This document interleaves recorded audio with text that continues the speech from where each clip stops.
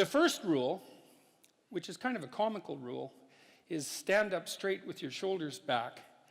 And one of the things I've really loved about being a psychologist, and there's many things, but I was reading these articles on lobsters, and I came across this finding that lobsters govern their postural flexion with serotonin.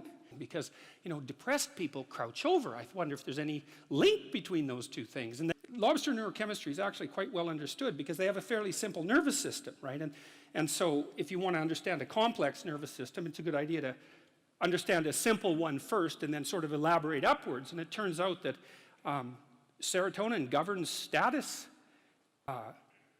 It governs status, emotional regulation, and posture in lobsters, just like it does in human beings. And so that just blew me away. And so one thing that chapter 1 is about is the fact that if a lobster is defeated in a dominance battle, you can give it essentially antidepressants, and it will fight again.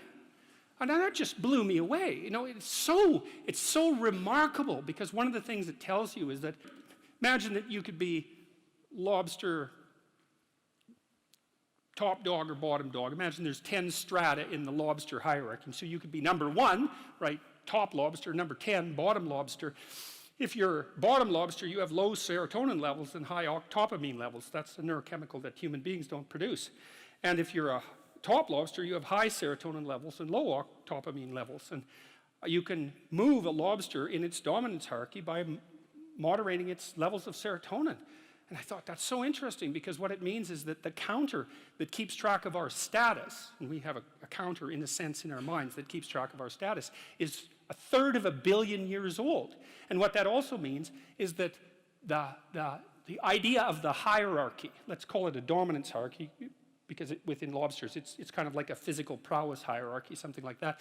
The idea of the hierarchy is at least 350 million years old. And so I read that and I think, well, so much for the idea that human hierarchies are a sociocultural construct. It's like, no, that's wrong. It's not just a little bit wrong, it's unbelievably wrong. It's mind-bogglingly wrong, right? And so